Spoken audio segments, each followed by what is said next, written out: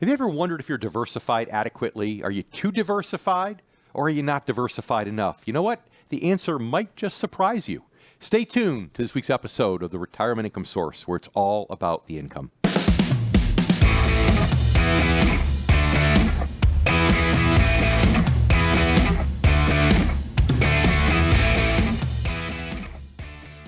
And welcome to the Retirement Income Source, where it's all about the income. I'm David Scranton, here with my good friend and co-host, Sarah Samuels. And today we're talking about diversification, but not in the way that you might think. Yes, we're going to talk about traditional diversification and how to tell when you're too diversified or maybe not diversified enough. But we're also going to talk about two other things you need to think about that you're probably not aware of when it comes to diversification. So, Sarah, tell me, how are you diversifying your weekends these days? Oh, well, it's great to be here with you, Dave, and with all of our listeners, of course. But mostly I'm diversifying my weekends by relaxing on the couch, going to the beach, the normal stuff, running errands.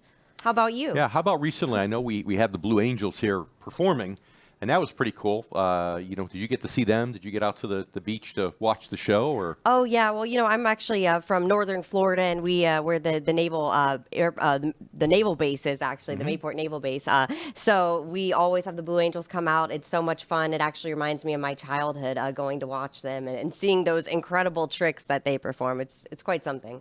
Yeah, they were too far away from me. I couldn't see their navels, to be quite honest with you. I just saw the airplane movement. But, oh, Dave. Yeah, it was great. It was great. We went out on a boat, actually, and a friend had a boat, which is the best type of boat, friend's boat, right? Right. Absolutely. So just hired a captain for the day, take us out because I didn't want to deal with it, and got the great view of the show. And I'm actually glad we took the captain because we anchored, and we almost couldn't get the anchor pulled up. Sometimes you anchor so hard it gets stuck. We almost had to cut it loose, and I wouldn't want that responsibility on my shoulders. So absolutely, it was a good time. Yeah, well, good. I'm glad you had a good weekend. But let's getting back to our topic. With diversification, the way that I think about it is there's ways you can diversify your assets, and it's just good. It's a good practice. But you're saying there's a lot of different other ways that you can diversify.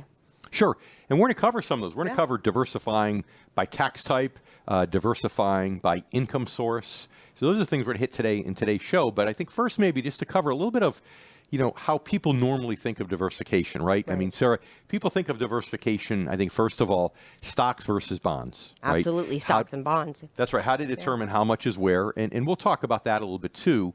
But then within the stock market, let's say, to diversify between large cap stocks and small cap stocks, right? Large companies and small companies. Maybe growth stocks that have a higher PE ratio that are riskier, and value stocks, right, that are more conservative. Yeah. Maybe domestic stocks and international stocks.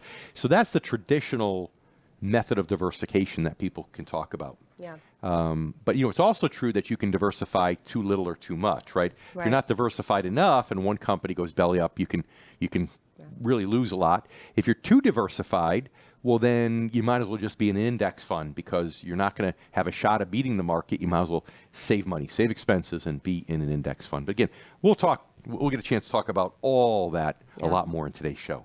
Well, besides the obvious reasons, Dave, with thinking about the reasons why it's good to diversify, there's lots of different news out there. We have a diversification in the news industry lately, right? The Fed actually recently came out and they've raised the inflation rate, or they raised the rate hike point about a 1/4 percentage point. So we actually have a question on that from it looks like it's Zane in Alabama. He says, Dave, I know the Fed just raised rates again. But I think they're going to stop soon. At least it seemed like that. How will this affect the ways that I diversify in my assets? Well, Zane, it shouldn't. Great question, and I'm sure or lot does of it affect? Yeah, I'm glad you mentioned it because I think a lot of our listeners are actually questioning that. And the question is, it shouldn't really affect it that much, only to perhaps the extent that if you're within 10 or 15 years of retirement, where you're not all stocks, where you want to have some bonds, and maybe you've been a little shy on the bond allocation because rates have been down for the last few years, last 15 years actually. For a while. Yeah, that now might be a good time to consider getting to where you think that allocation should be from a stock bond standpoint. So maybe you went to higher dividend stocks to try to generate more income in preparation for retirement because you thought it was a better alternative. Well, now might be a good time to say, hey, let's get to that whatever a reasonable allocation for bonds should be at your particular stage of life, because that interest rate headwind seems to be slowing down, might be coming to an end, and frankly, in the next year and a half, might be turning into a tailwind. Yeah, you don't want to miss out, as Dave's mentioned several times on the show and in past shows. It might be a great opportunity now to give bonds a second chance if you haven't. So, Zane, thank you so much for sending in your Ask Dave question. And if any of our listeners or YouTube viewers out there have a question that you want Dave to answer on a future show, all you have to do is email us at askdave@retirementincomesource, SOURCE.com. Yeah. And we appreciate you spending your weekend here with us on the Retirement Income Source, where it's all about the income. I'm Sarah Samuels, and I'm here with Dave Scranton. And today we're talking about the ways to diversify, the right way to diversify, the wrong ways to diversify, and the different ways that you can. Because a lot of us think, Dave, we think stocks versus bonds and our risk tolerance and all of that. But there are ways that you can diversify actually by income. Is that right? Yeah, and I want to get to that. Before we do, though, I think it's important to understand some mistakes that people make too. Yeah, okay? Let's cover the mistakes. So how can people mess this up essentially in retirement? Well, Zane had a great question, and so part of it is diversifying too much or allocating too much by current news. The major motivator of how you're diversified or how you're allocated should really be based upon your goals and your time horizon, and your internal clock, your internal propensity to take on risk or hatred toward risk, right? That should be the major driver. Everything economic in the news should be just a minor adjustment. Right. But sometimes people make other mistakes. They get into, we talked about over-diversifying, right? Where you have so many holdings, right? The S&P 500 has 500 holdings. So if you have 500 stocks, you essentially are following the index, So you can be too diversified where you might as well save the management fee and just be in an S&P 500 fund, right? Yeah. Being under-diversified is a problem. What does that mean? Well, it's generally considered that in order to be diversified in the stock market or in a particular class, let's say large company stocks, large cap stocks, you want to have at least 20 or 30 holdings. And if you have fewer than that, you're not going to be adequately diversified. In other words, if one company goes belly up, you're going to take too big of a loss. So that 20 to 30 minimum holding rule is true in the large cap stock market, or it's true in the small cap stock market, or it's true within international stocks, or it's true within corporate bonds. So whatever you're doing, you want to have 20 or 30 minimum of a certain type. Yeah. Well, it seems like it's kind of like the Goldilocks story once again, right? You don't want to be too diversified. You don't want to be not diversified enough. So how can people know if they're in the right group here, Dave? Yeah. Well, the hardest part is most people are in mutual funds when they're leading up to retirement. And that's because their money's in the 401k and so on. So they pick a bunch of different mutual funds and they feel like they're diversified, right? Right. But the problem is if you do a deep dive, an x-ray on the mutual fund and an analysis of what the holdings are, most of the time there's a lot of overlap from one fund to another, where it could be as much as 2/3 or 3/4 the holdings are really the same. So you think you're getting additional diversification by owning these different mutual funds, but really there's so much overlap in the same stocks that it's not really helping you, right? So when you're picking those mutual funds, if you're at a younger age where you're stuck in your 401k, you can't roll it over to an IRA, then you're stuck there, right? So then you've got to look inside the mutual funds at what the primary holdings are to determine if you're adequately diversified or not. Absolutely. And coming up, Sarah, I want to talk about those two different additional ways to diversify outside the investment world, ways that perhaps you've never thought of before. All that and more. I'm Sarah Samuels here with Dave Scranton, and you're listening to the Retirement Income Source, where it's all about the income. Welcome back to the Retirement Income Source, where it's all about the income. I'm Sarah Samuels here with Dave Scranton, and today we're talking all about diversification, the right ways and wrong ways to do it, plus what you think of diversification, right, as when it comes to your investments, if you're looking at stocks versus bonds. So now we want to cover how to diversify by income type. So just a few moments ago, I was asking Dave about it, and there's a lot of different ways that you can do it, and a lot of different factors you need to consider. Yeah, it's interesting. So people never think about diversification this way. Yeah. They think about diversifying the way we mentioned in the last segment between stocks and bonds, and then within the stock market, different subclasses of the stock market.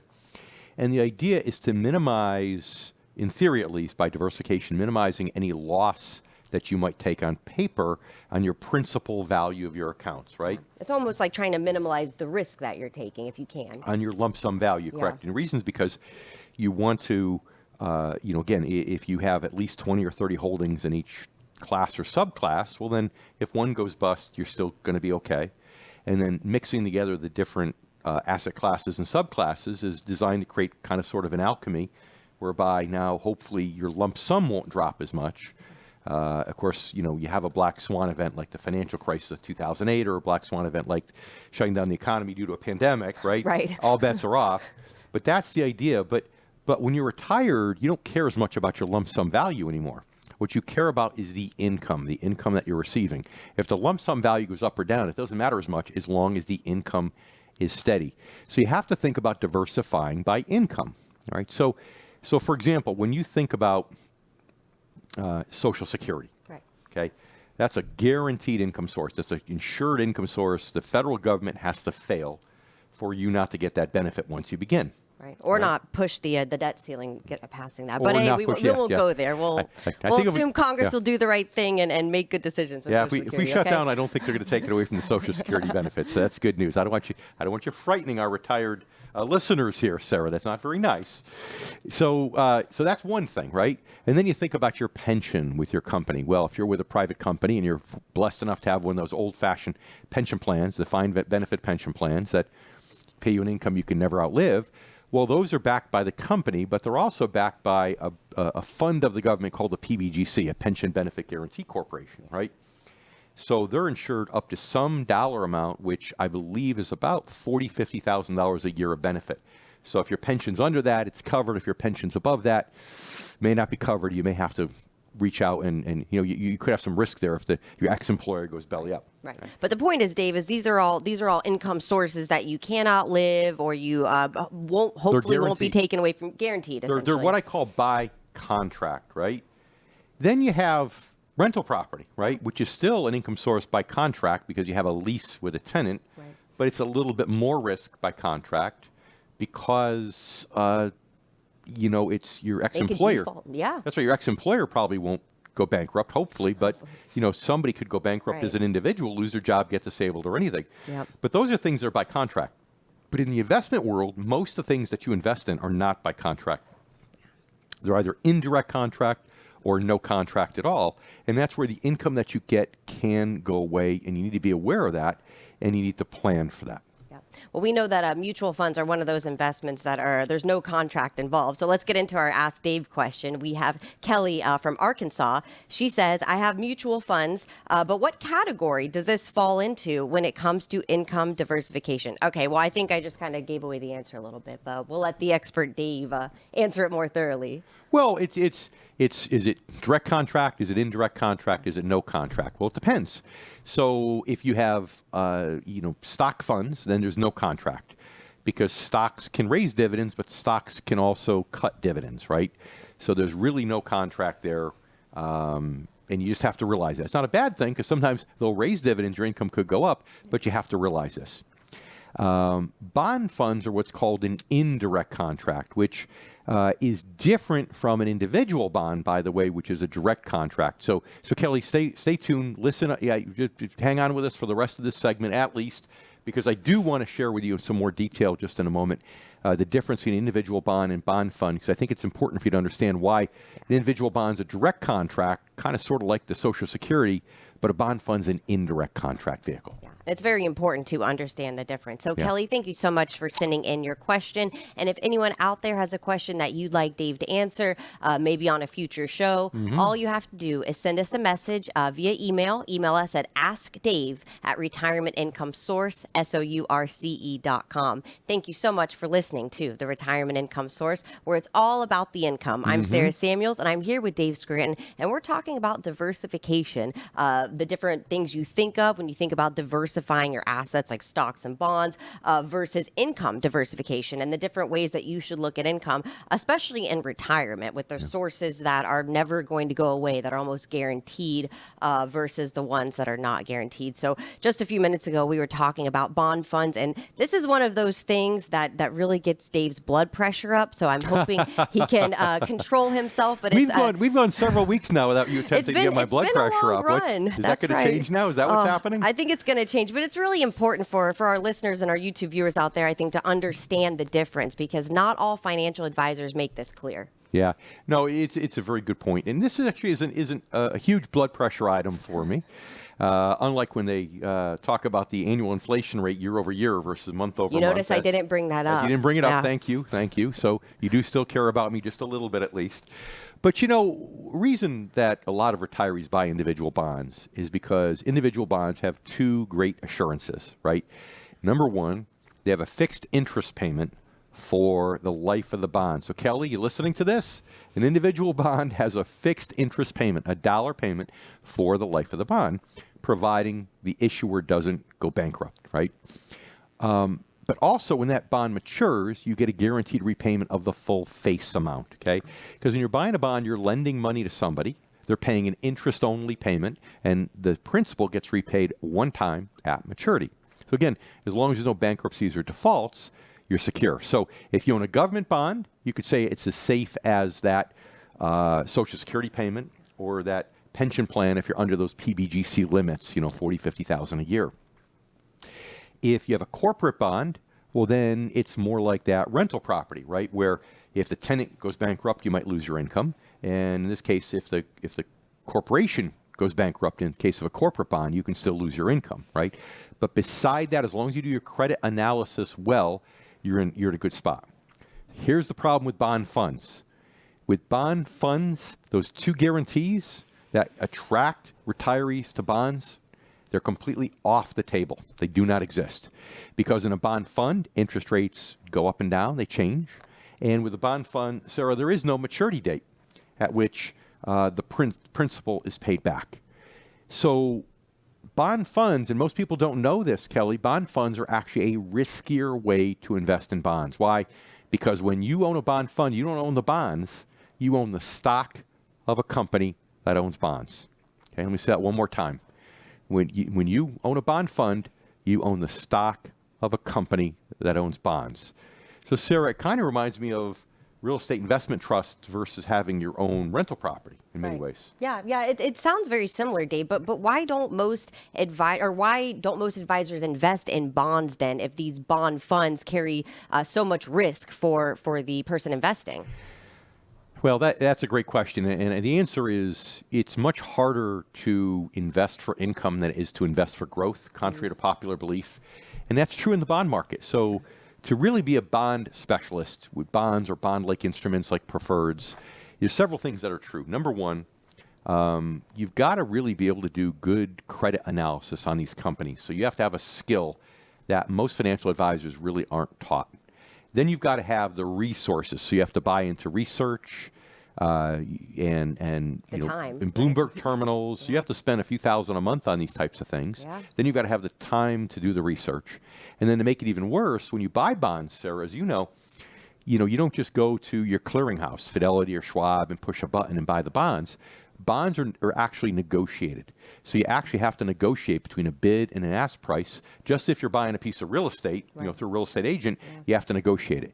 And if you don't know what you're doing or how to do that, you can make a major mistake. So it just takes too much money, too much expertise, and too much time for most advisors to get involved. Yeah, and that's why we always recommend working with an income specialist. And if you're looking for an income specialist in your area, someone that doesn't invest in your money in bond funds, someone that has the same philosophy that Dave always talks about on the show, you can always check out retirementincomesource.com. So let's talk about diversifying in taxes. How can you protect yourself in case your taxes go up? We're going to give you some tips and some hints coming up. You mean taxes aren't going down? By golly, I thought they were. I'm David Scranton here with Sarah Samuels, and this is the Retirement Income Source, where it's all about the income. You're listening to the Retirement Income Source, where it's all about the income. I'm Sarah Samuels here with Dave Scranton, and today we're talking about diversification, diversifying by income, diversifying by just the way you think of diversification, right? With stocks and bonds and just diversifying by asset. But what about when it comes to taxes? How can you protect yourself from potentially paying more in taxes, especially in retirement? Dave?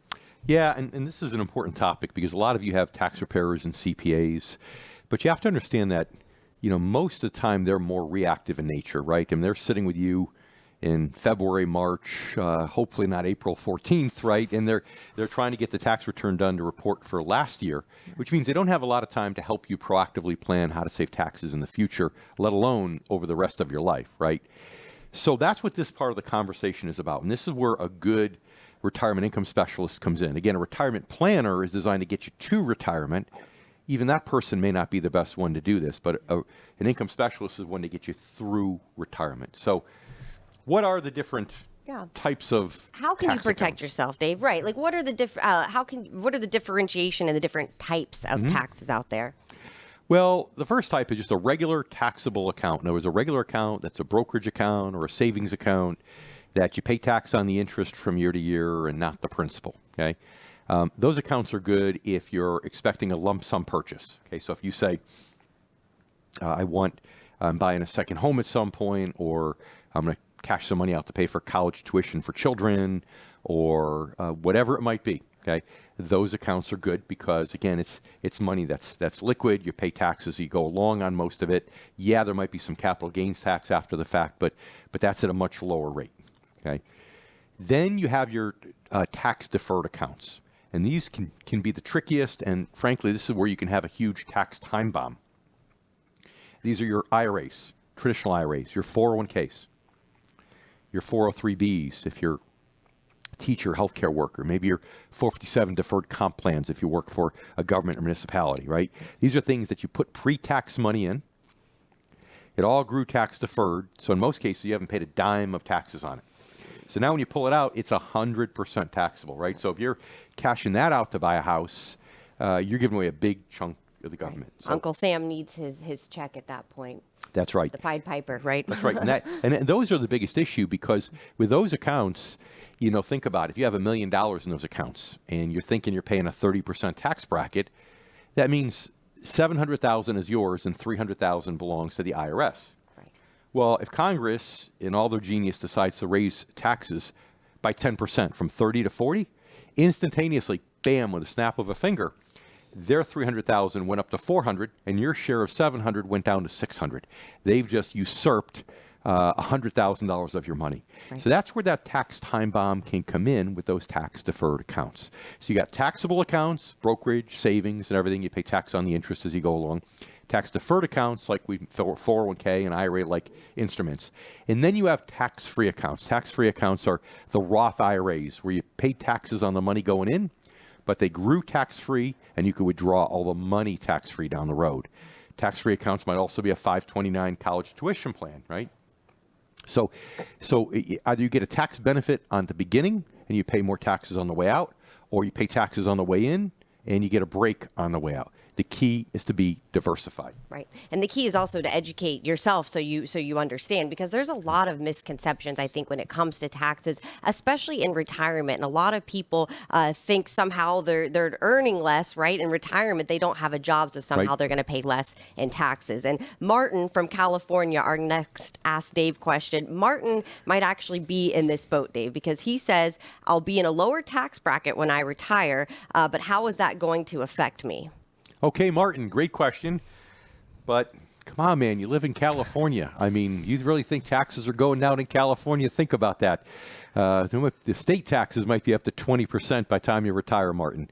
No, seriously, it's a common comment that I get, and it's because a lot of people have been brainwashed. A lot of financial advisors talk about, hey, you're going to retire, you're going to have less income, right? Well, first of all, if your financial advisor has done the right job, you shouldn't have to retire with less income. He or she should help you get to the point where... Maximize your income, right? That's right. So you see these rules of thumb, which I hate rules of thumb because, life isn't a rule of thumb. Everyone's situation is specific. But I've heard People can retire on 60% of their pre-tax income, 70 or 80. Those are some of the most common rules of thumb. But what they're doing is they're thinking about the expenses that are going to go away, Martin, when you retire, right? So you're going to commute less to work. You're not going to put money in the 401k anymore when you retire. You're not going to pay your FICA taxes. FICA is only on earned income from your job, right? And that is what gets you down in a lot of people's eyes to maybe be able to live on 60 to 80% of your income. But here's the problem. If you retire, you have more time on your hands. More time on your hands means you want to do more things. More things means you're going to spend more money, right? So unless you retire just to sit home and eat bonbons every day, right, which I doubt. Watch soap operas, right, on the couch, right? That's right. Spend no money. Yeah, and by the way, if that's your goal in retirement, I would encourage you to reconsider retirement, because the people who are happiest in retirement are not those who are quitting their job because they hate their boss, they hate their job. They're not moving away from something bad. The ones who are most fulfilled in retirement, Martin, are those that are moving toward a clear vision of why they're retiring and what they want to do in retirement. And I find most of the time, when you get it down to 60 to 80%, and then you throw in the things that you want to do to fill the time, you're right back to your pre-retirement income, in many cases higher. So I would say in most cases, you're not going to be in a lower tax bracket. You might be in the same or higher bracket, even if the IRS doesn't raise taxes. Yep. And that's why you'll never hear Dave recommending a specific number that you need to have saved for retirement, because it's all about income. It's all about generating that income on your assets so you can enjoy however many years of retirement you have. So, Martin, I hope that helps. Thank you so much for sending in your Ask Dave question. And if anyone out there has a question that you'd like Dave to answer on a future show, just send us an email, askdave@retirementincomesource.com. And as always, we appreciate you spending time with us here on your weekend on the Retirement Income Source, where, as you know, it's always all about the income. Always.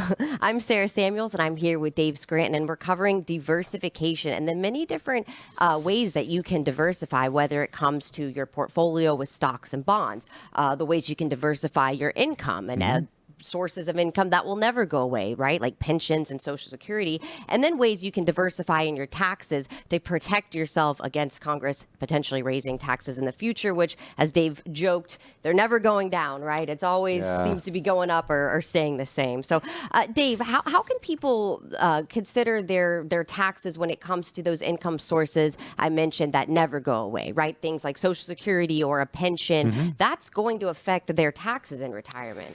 Yeah, so this is where an income specialist knowledgeable in taxation could help, because these things kick in at different ages, right? For a lot of people, you've got your Social Security. First of all, you retire, maybe you get a severance of some kind. That's all taxable. You spend that. Maybe you've got some taxable investments. Then Social Security kicks in at some point. For most people today, most of Social Security is taxable, right? The thought of it being tax-free is a myth for most. Yeah, right. But then you've got RMDs, those pesky required minimum distributions. And if you're like most people I come across, the biggest part of most people's liquid balance sheets are that tax-deferred category, 401k, 403b, IRA, and so on. And that's the part that has the tax time bomb. So when you understand when these different income sources kick in, you can build a plan for where you're going to take your income from at different stages of life, so that you don't get hit with a tax time bomb down the road. Maybe you could pay some taxes a little bit earlier at a lower bracket, and as a result, have it be more of a level thing versus a cliff where you're in your 70s or 80s and you're in a ridiculously high tax bracket. Right. So that's one of the major strategies, I think, to really balance it out, is to have that plan as to where these income sources are going to kick in. Yeah.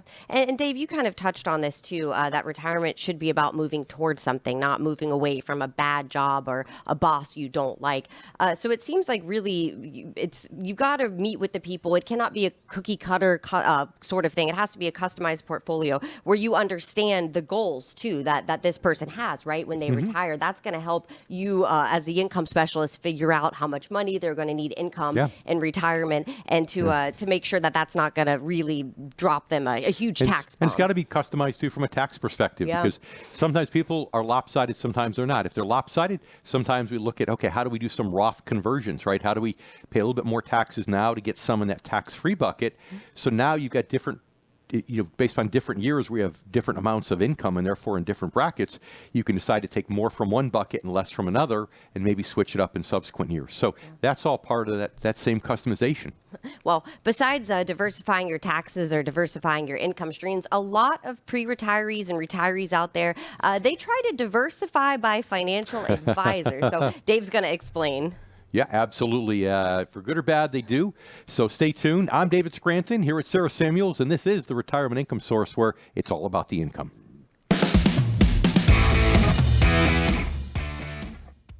And welcome back to the Retirement Income Source, where it's all about the income. I'm David Scranton here with Sarah Samuels. And if you're just joining us, you missed a lot, but that's all right, because we have a lot more to go. So far, we've talked about diversification, but diversification in 3 different ways. First, as you might think about it, right? Diversifying by investments to hopefully decrease your volatility so that your statements don't fluctuate from month to month as much as maybe they have in the past, right? How to know if you're too diversified, or maybe if you're not diversified enough. But then we talked about how diversification changes when you're retired. Diversification by income type, because when you're retired, you're not so worried about fluctuation in values. You're more concerned about fluctuation in income, right? How much income those investments are generating, right? After that, we talked about diversification by taxes, because the last thing you want is the IRS to raise taxes by 10% and take 10% of your net worth and 10% of your income. But now, Sarah, something that you just teased up in the last segment that's kind of interesting. Yeah. But diversification by advisor. So a lot of people, Dave, they think more is better, right? The more people I have working for me, the more people I have looking at my money, the better options I'm going to have, right? But sometimes it's not always the case. Yeah, and these are people, and everyone does this. Affluent folks, Sarah, they do this. If they're getting into hedge funds or a little riskier investments, they'll pick 4, 5, 6 different hedge funds. They'll diversify it, which is why, for those affluent individuals that got taken to cleaners by Bernie Madoff, right? Yeah, they were hurt financially, but maybe Bernie Madoff only had 1/5 of their money. Right. So they actually got lucky because they had diversified by so many advisors, right? That's right. And that's complicated when you start getting into how hedge funds invest. So even these astute investors really just don't want to get in there and understand it all. So it's easier to diversify by advisor. Yeah. And that's also the top percentage of people, right? The wealthiest individuals out there, not just the average person on the street. So some individuals do that too. Some average folks will do that. And sometimes it's because they don't want to. Again, they don't know what's going on. They don't know enough. So a simple way to think about it is, hey, if I have 4 advisors and one's a complete thief, at least I still have 3/4 of my money. Which is kind of a jaded way to approach it, but understandable.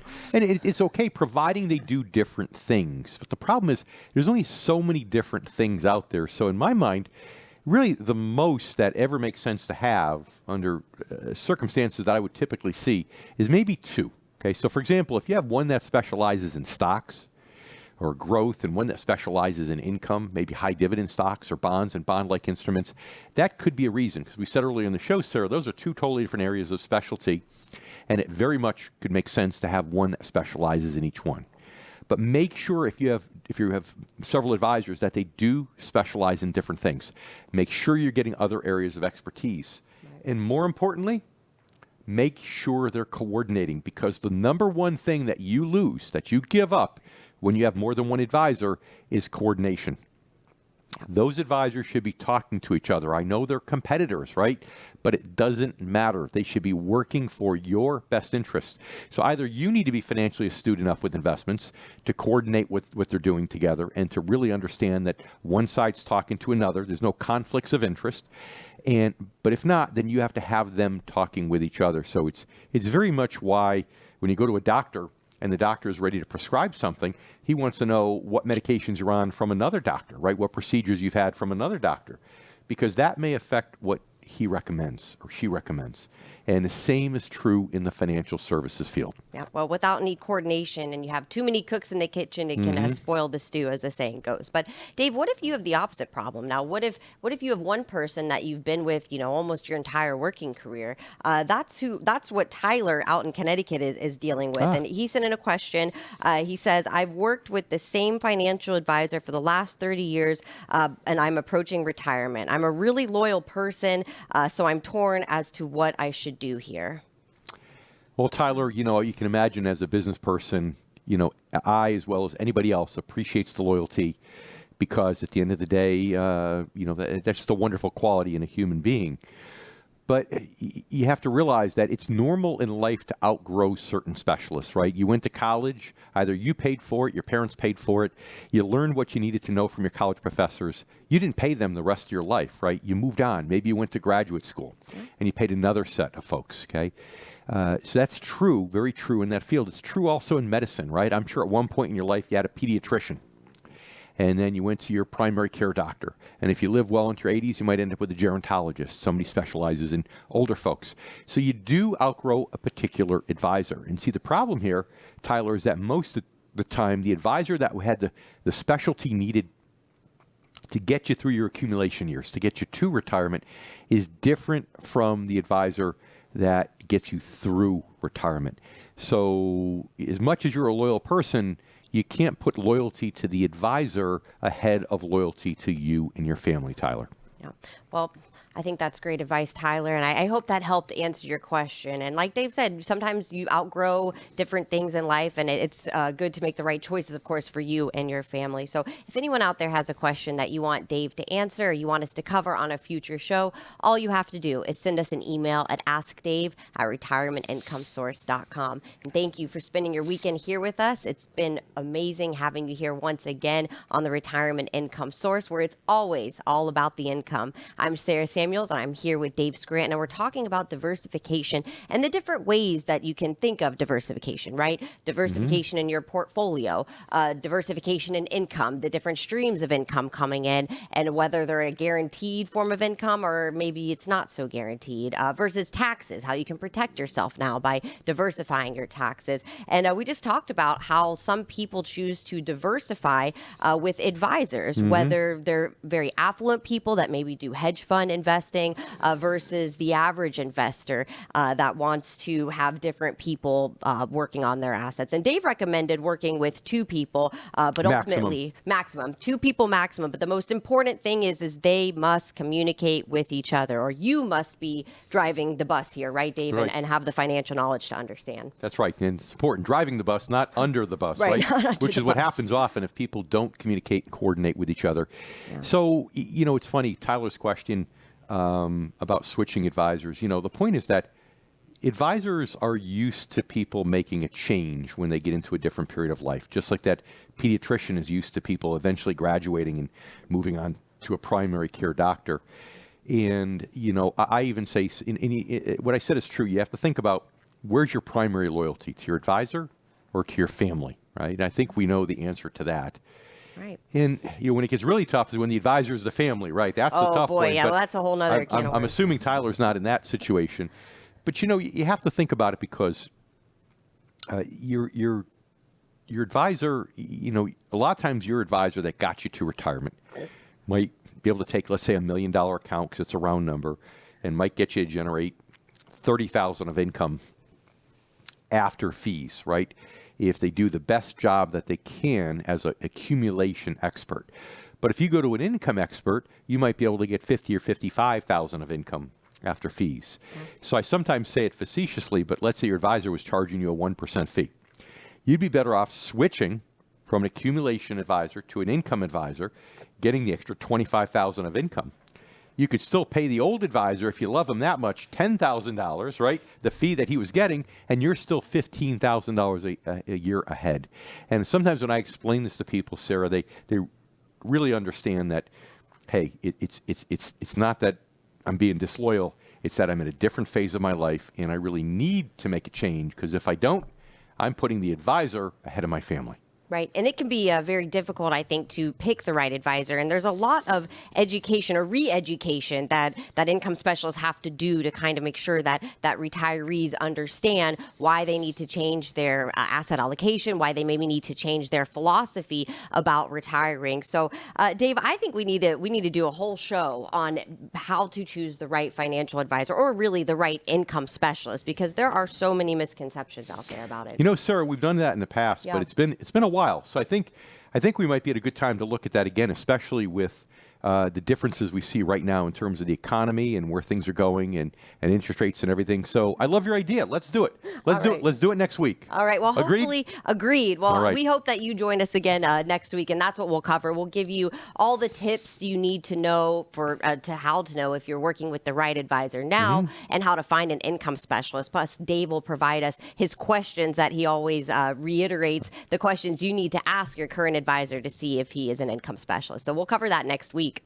It's going to be fun. So please join us next week. Invite your friends, and we look forward to having you with us. I'm David Scranton, here with Sarah Samuels, and this is the Retirement Income Source where, yes, it's always about the income.